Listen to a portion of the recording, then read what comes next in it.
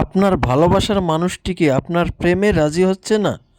আপনার স্বামী আপনাকে দেখতে পারছে না, আপনার স্ত্রী আপনার কথা শুনছে না, তাহলে আজকের এই বশীকরণ নকশাটি শুধুমাত্র আপনার জন্য।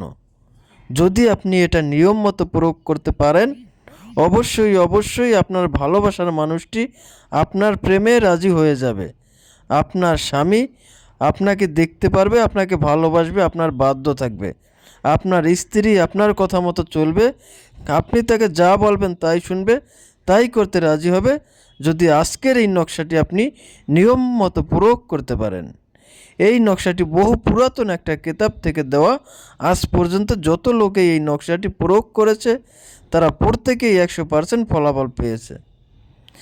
এজন্য প্রথমেই আপনাকে সম্পূর্ণ ভিডিওটি দেখতে হবে এবং ভিডিওটি শেয়ার করে আপনার টাইমলাইনে রেখে দিবেন, যাতে করে প্রয়োজনের সময় আপনি এই ভিডিওটি দেখে সঠিকভাবে সঠিক নিয়মে এই নকশাটি প্রয়োগ করতে পারেন এবং কোনো ভুল ত্রুটি না হয়।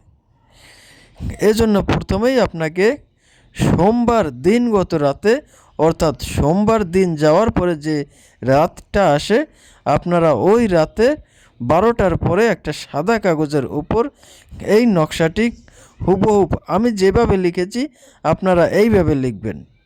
এটা অবশ্যই মেশকো জাফরান কালি দিয়ে লিখতে হবে।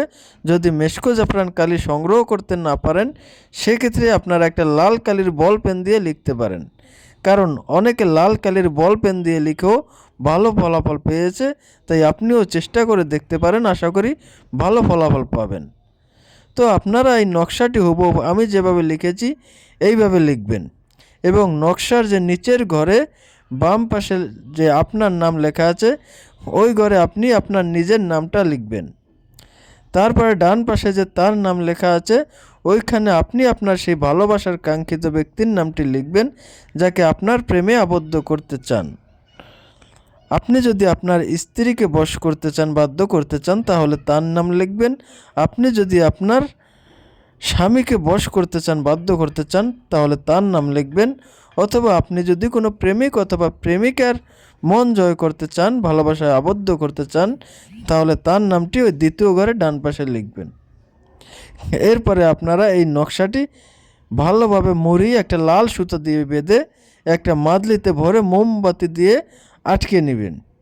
মোম দিয়ে আটকানো হয়ে গেলে এই মাদলিটি আপনি আপনার বালিশের এক জায়গা দিকে সেলাইটা ছুটিয়ে আপনি বালিশের ভিতরে ভরে রেখে দিবেন, যাতে করে এটা হারিয়ে না যায়, কেউ দেখতে না পায়। ওইখানে আপনি রেখে দিবেন বালিশের ভিতরে। এরপরে আপনি একটানা 41 দিন পর্যন্ত এই বালিশে ঘুমাবেন। এই বালিশটা ছাড়া আপনি অন্য কোনো বালিশে ঘুমাবেন না। দেখবেন আপনার সেই কাঙ্ক্ষিত ব্যক্তি আপনার কথা ছাড়া কিছুই বুঝবে না, আপনাকে ছাড়া সে কিছুতেই থাকতে পারবে না। শয়নে স্বপনে সর্বদাই আপনাকেই দেখিবে, আপনার কথাই তার মনে ঘুরপাক খাবে।